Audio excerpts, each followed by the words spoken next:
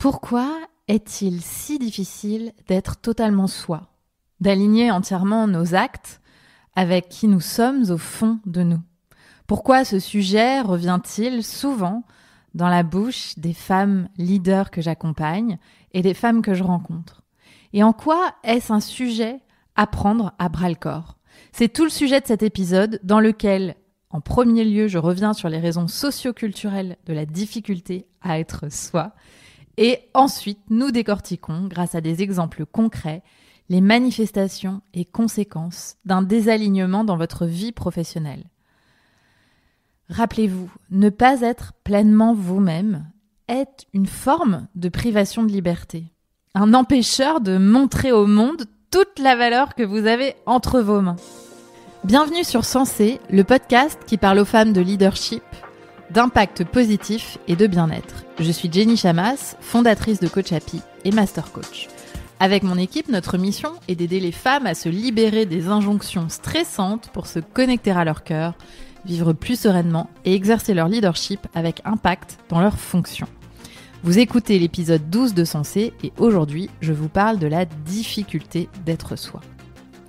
Bonjour chers leaders. Aujourd'hui, nous allons explorer cette difficulté à être pleinement soi dans un monde qui nous demande constamment d'être plus, d'être moins, d'être autrement que ce que nous sommes au fond. Combien de fois vous êtes-vous surprise à mettre un masque au travail ou dans votre vie personnelle, à dissimuler certaines facettes de vous pour répondre aux attentes des autres? Dans quelles circonstances et avec quelles personnes atténuez-vous qui vous êtes pour rentrer dans le moule? Et pourquoi faites-vous cela? J'observe à quel point les femmes se travestissent pour correspondre à l'image parfaite qu'elles pensent qu'on attend d'elles ou qu'elles attendent d'elles-mêmes. Pourtant, passer à côté de soi-même, sans jamais vraiment incarner qui l'on est profondément, c'est se condamner à un malaise permanent, et ce n'est absolument pas une fatalité.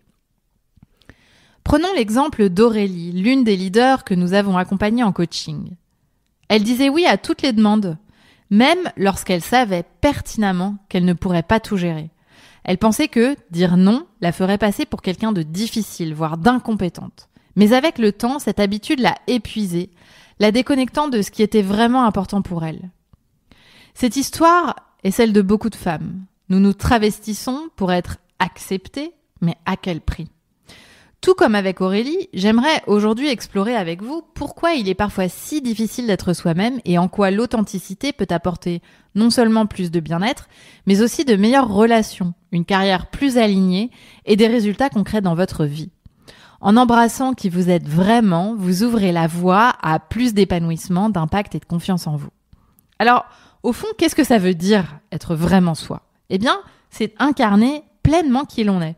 Ça commence par avoir conscience de ses pensées, de ses croyances, de ses opinions, et puis les assumer. C'est aussi être à l'écoute de ses émotions, les accueillir sans jugement. Être soi, c'est agir en accord avec ce qui vient du cœur, plutôt que de laisser le mental dicter toutes nos décisions. C'est cela, l'authenticité. C'est aussi bien se connaître, accepter ses forces comme ses imperfections, et se montrer aux autres tel qu'on est. Cela signifie être fidèle à soi-même, que ce soit dans nos relations, dans notre travail ou dans la manière dont nous interagissons avec le monde. C'est une harmonie entre le corps, le cœur et l'esprit. Pour mieux comprendre ce que ça implique, posons-nous la question inverse. Que signifie ne pas être soi? C'est dire oui quand, au fond, on pense non.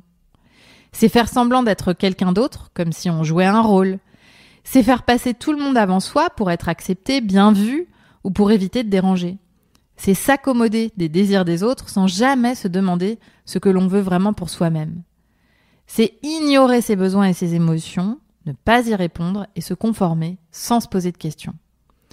Dans certaines situations, cacher qui l'on est peut sembler nécessaire, notamment pour se protéger. Je pense à des femmes dans des pays où les libertés sont restreintes, comme par exemple en Afghanistan, ou encore à des personnes LGBTQ+, vivant dans des environnements hostiles. Mais se cacher est une privation de liberté. Pourtant, même dans des contextes où le danger n'est pas aussi palpable, je vois de nombreuses femmes qui n'osent pas être pleinement elles-mêmes. Elles ne sont pas connectées à leurs valeurs profondes ni à leurs besoins essentiels. Leur authenticité est souvent étouffée et ça peut se manifester de différentes manières. Jouer la dure à cure au travail alors qu'on est hypersensible, se minimiser constamment alors qu'on a de belles compétences à offrir, faire semblant de s'intéresser à des choses qui nous indiffèrent totalement, dire oui avec un sourire alors qu'au fond on fulmine, on voudrait dire non, accepter des responsabilités qui n'ont aucun lien avec nos talents simplement par prestige ou par peur de dire non, refuser des opportunités par peur alors que l'envie est là et que l'on se sait capable, ne rien dire en réunion alors qu'on aurait tant à partager. Je comprends parfaitement pourquoi ça arrive, et ça m'est arrivé aussi. Être soi peut sembler difficile et ça renvoie à des peurs très humaines. La peur de ne pas être accepté par le groupe, la peur de ne pas correspondre aux attentes des autres. Cela renvoie aussi à notre socialisation en tant que femme qui influence le rôle que nous pensons devoir jouer dans la famille, au sein de nos différents groupes sociaux, au travail et dans l'espace public. Parfois, il semble plus facile de se conformer à ces attentes que d'oser occuper pleinement sa place, de s'affirmer en étant 100% soi-même. Prenons un exemple. Imaginez que vous travaillez dans une équipe majoritairement masculine, dans un secteur où les voix des femmes sont peu représentées. Vous êtes en réunion et vous avez une idée à partager, quelque chose qui pourrait vraiment faire avancer le projet. Mais au moment de prendre la parole, votre cerveau s'emballe. Et si je ne suis pas prise au sérieux? Et si on pense que je suis trop émotive? Vous hésitez et finalement vous ne dites rien. Et vous observez un collègue homme prendre la parole juste après vous et proposer une idée similaire.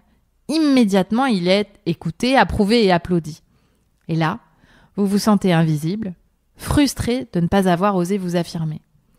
Dans ces environnements, être authentique et exprimer pleinement qui l'on est peut sembler risqué. Vous pouvez craindre que vos émotions soient perçues comme un signe de faiblesse. Par exemple, si vous ressentez de l'indignation ou de la pression et que vous osez le montrer, on pourrait vous qualifier d'hystérique, simplement parce que vous exprimez votre colère avec vigueur.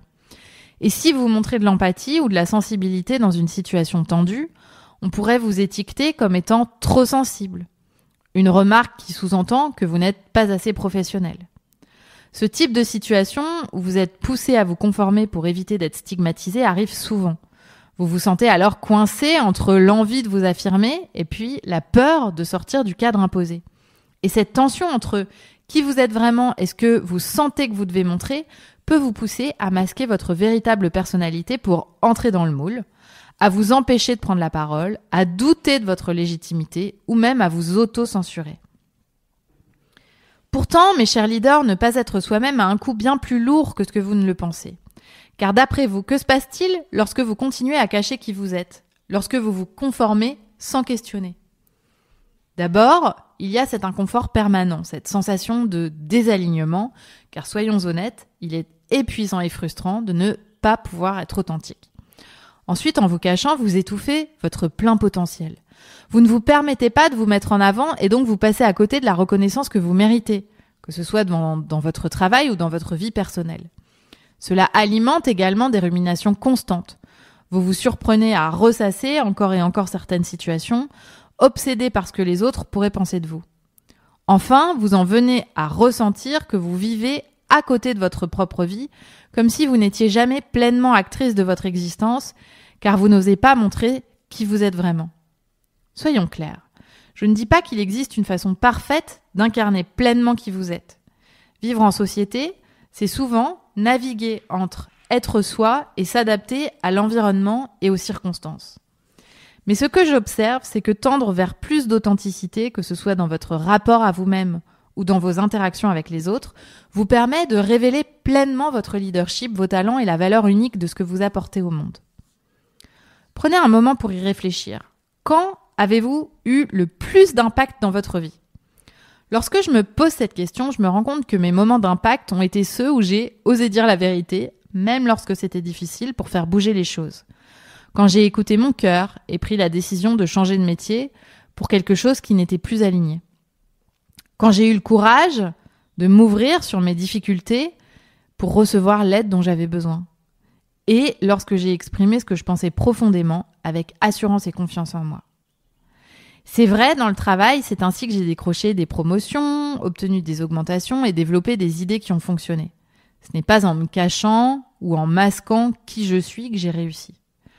Parfois, l'authenticité ne trouve pas toujours sa place dans certains environnements. Mais dans ces moments-là, posez-vous cette question. Suis-je déjà authentique avec moi-même ? Est-ce que je fais ces choix en pleine conscience parce que je le décide ? Ou est-ce que j'agis en mode pilote automatique ?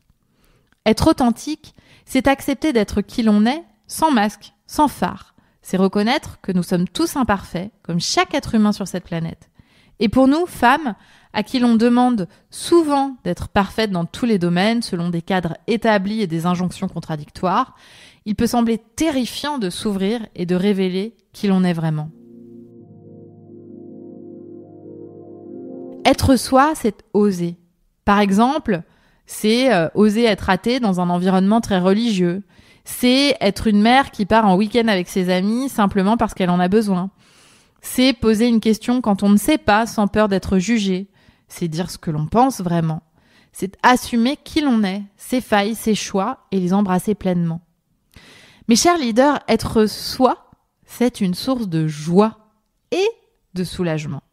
Accueillir chaque facette de vous-même est un chemin qui vous permet de trouver votre place et votre justesse, tant dans la vie professionnelle que dans vos choix personnels. Ça vous permet aussi de trouver vos alliés, que ce soit au travail ou dans votre vie privée.